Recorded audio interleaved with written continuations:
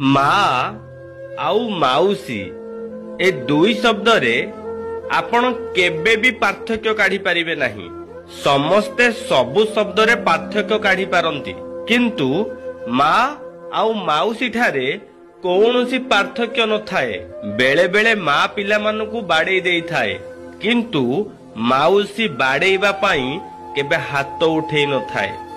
ଏ ସଂସାରରେ ମା ମରିଗଲେ ସାବତ ମା ଛୁଆମାନଙ୍କୁ ଲୋକଙ୍କ ଆଗରେ ଗେଲ କରେ, କିନ୍ତୁ ଅନ୍ଧାର କୋଠରୀରେ ଦଣ୍ଡ ଦେଲା ଭଳି ତାକୁ ଦଣ୍ଡ ଦେଉଥାଏ। କିନ୍ତୁ ମାଉସୀ ଛୁଆ ଜନ୍ମ ଠାରୁ ଯଦି ମା ଚାଲିଯାଏ ନା, ଛୁଆର ଲାଳନ ପାଳନରେ କୌଣସି ବି ଅଭାବ ରଖିନଥାଏ। ମା ଆଉ ମାଉସୀ କେବେ ପରିସ୍ଥିତିକୁ ଦେଖି ବଞ୍ଚି ନଥାନ୍ତି।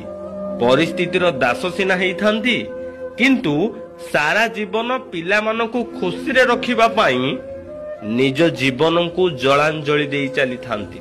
ସେଥିପାଇଁ ତ କହିଛି, ଯିଏ ଜନ୍ମ ଦଉଛି ନା ସେ ହିଁ ପ୍ରକୃତ ମା, ଯିଏ ଲାଳନ ପାଳନ କରୁଛି ସେ ହିଁ ପ୍ରକୃତ ମା।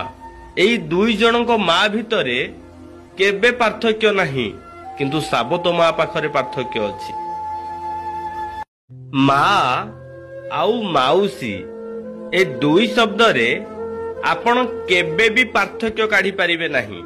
ସମସ୍ତେ ସବୁ ଶବ୍ଦରେ ପାର୍ଥକ୍ୟ କାଢି ପାରନ୍ତି,